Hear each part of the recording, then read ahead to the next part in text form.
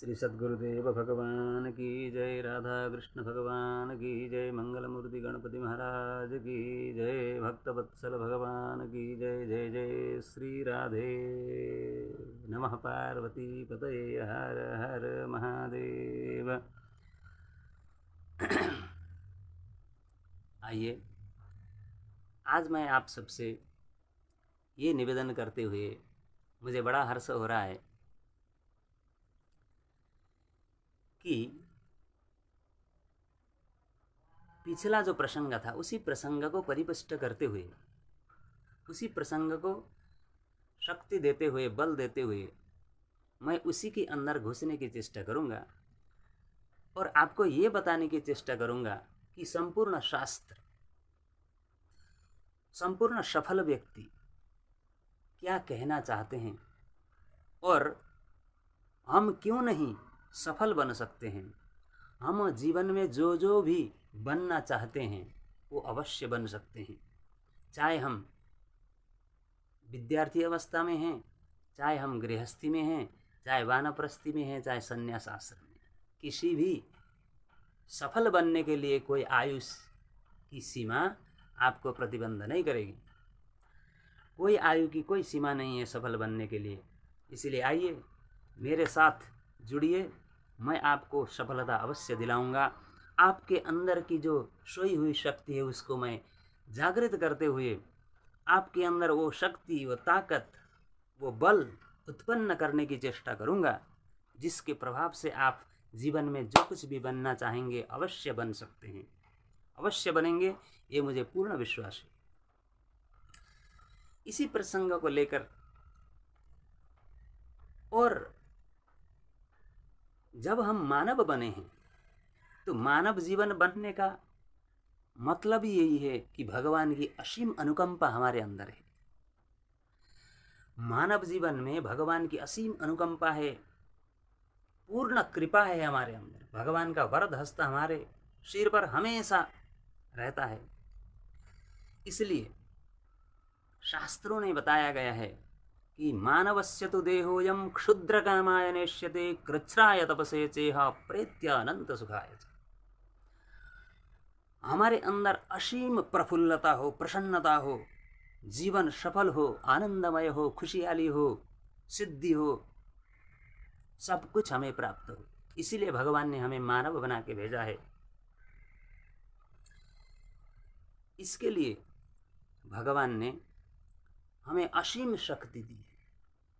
हम चाहे डॉक्टर बनना चाहें, इंजीनियर बनना चाहें, चाहे हम संगीत में पारंगत होना चाहें, चाहे हम धनवान होना चाहें, चाहे किसी भी परिस्थिति में व्यापार व्यवसाय बिजनेस में सक्सेसफुल होना चाहें, किसी भी परिस्थिति में किसी भी सेक्टर में हम अवश्य ही सफल होंगे। क्यों? मैं आपको एक उदाहरण से स्पष्ट करूंगा। हमने एक सफल व्यक्ति का लेख पढ़ा है। शास्त्र तो संपूर्ण रूप से कहते ही हैं कि हमारे अंदर असीमित शक्ति है। एक सफल व्यक्ति का दृष्टांत मैं दूंगा आपको, जिन्होंने अपने पुस्तक में लिखा है कि एक बीमार व्यक्ति था जो बिस्तर में लेटा रहता था। बिस्तर में लेटे लेटे नाना प्रकार की कुंठा, असफलता, अशांति और चिंताओं में हमेशा डूबा रहता था। एक दिन एक घटना हुई, शायद भगवान की उसके ऊपर कृपा हुई होगी। घटना यह हुई कि भूमिकंप आने वाला था और संयोग से भूमिकंप अचानक आया।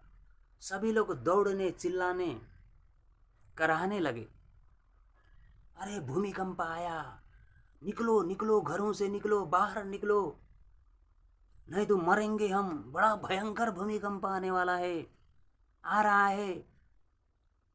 जैसे उसके कानों में ये शब्द सुनाई पड़े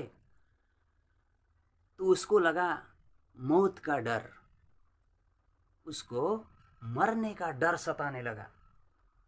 वो किसी भी परिस्थिति में था, वो बड़े कष्ट में था, लेकिन वो मरना नहीं चाहता था। उसके अंदर एक आशा का किरण, आशा की किरण जो है किसी कोने में छिपी हुई थी।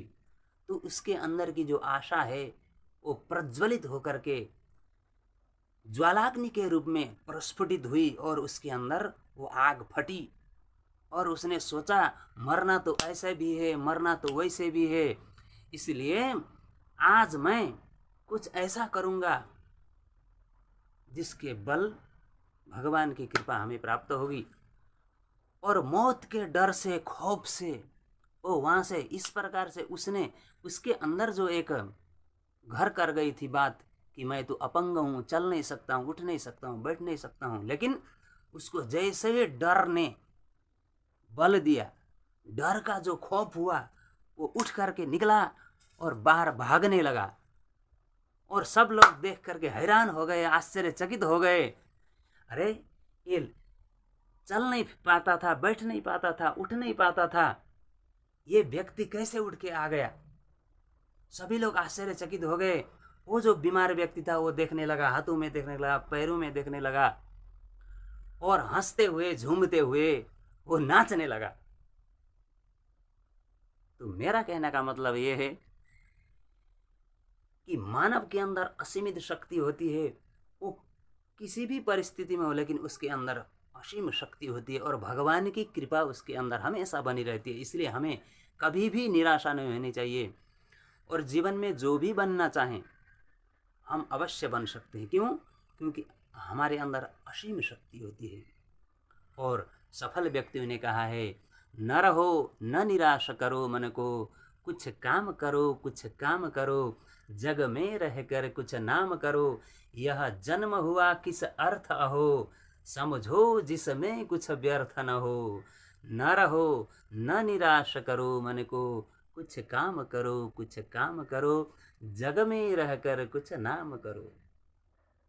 तो मुझे आशा है बंधुओं, अवश्य हमारे अंदर सोई हुई शक्ति को हम जगाएंगे, और जो भी इच्छाएं हैं इसी मानव जीवन में हमें करना ही है। ऐसे भी मरना है, वैसे भी मरना है। जो हमने घटना सुनाई आपको, उस घटना से हमें प्रेरित होना है। हमें संसार छोड़ के जाना ही है, इसलिए कुछ काम करके जाना। दुनिया से जाने वाले जाते हैं रोज लाखों, बेकार खाने वाले। तो हमें बेकार बनना नहीं है। हमारे अंदर जो भी इच्छा है, सदिच्छा, उसको हम अवश्य प्राप्त कर सकते हैं। इसलिए ये जो शास्त्रोक्त वचन है, सफल पुरुषों का जो ये वचन है, ये जो दृष्टांत है, इससे हमें प्रेरणा मिलेगी और हम जीवन में सफल होंगे। हमें कोई रोक नहीं सकता। इसलिए हमें अपनी शक्ति को पहचानना है और अपने लक्ष्य में लग जाना है। आशा है बंधुओं आपको ज़रूर ये वीडियो अच्छा लगा होगा, ये प्रसंग बड़ा अच्छा लगा होगा।